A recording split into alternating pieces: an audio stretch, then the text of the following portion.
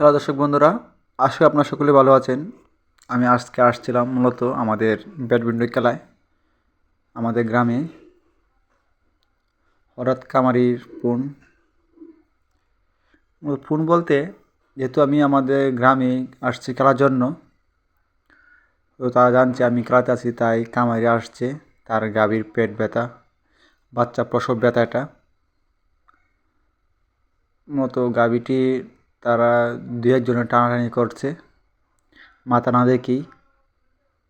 তারপর আমাকে ফোন দিচ্ছে, আমি যাইলাম যে দেখি তোমার গাভীটি দুই ট্যাঙ্ক থেকে আছে পা, কিন্তু তার যে মাথা কটির মধ্যে আটকে গেছে।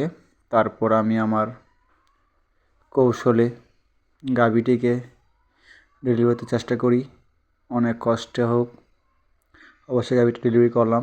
গাভীটি একটি সাইওয়াল বকনা বাছুর দিয়েছে, অনেক কষ্ট হয়েছে যখন আমি এটা লম্বা করে দিয়েছি। তো আমি ভিডিওতে আপনাদের খামারে যারা আছে সবাইকে বলবো, আপনার বাড়িতে যদি গাভী থাকে, অবশ্যই তাকে প্রচুর পরিমাণে ভিটামিন, ক্যালসিয়াম, আয়রন খাওয়াবেন।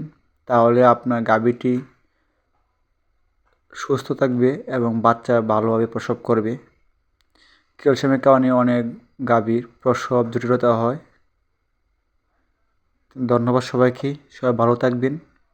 ভিডিওটি অবশ্যই আপনারা লাইক কমেন্ট করবেন বেশি বেশি করে। ধন্যবাদ সবাইকে।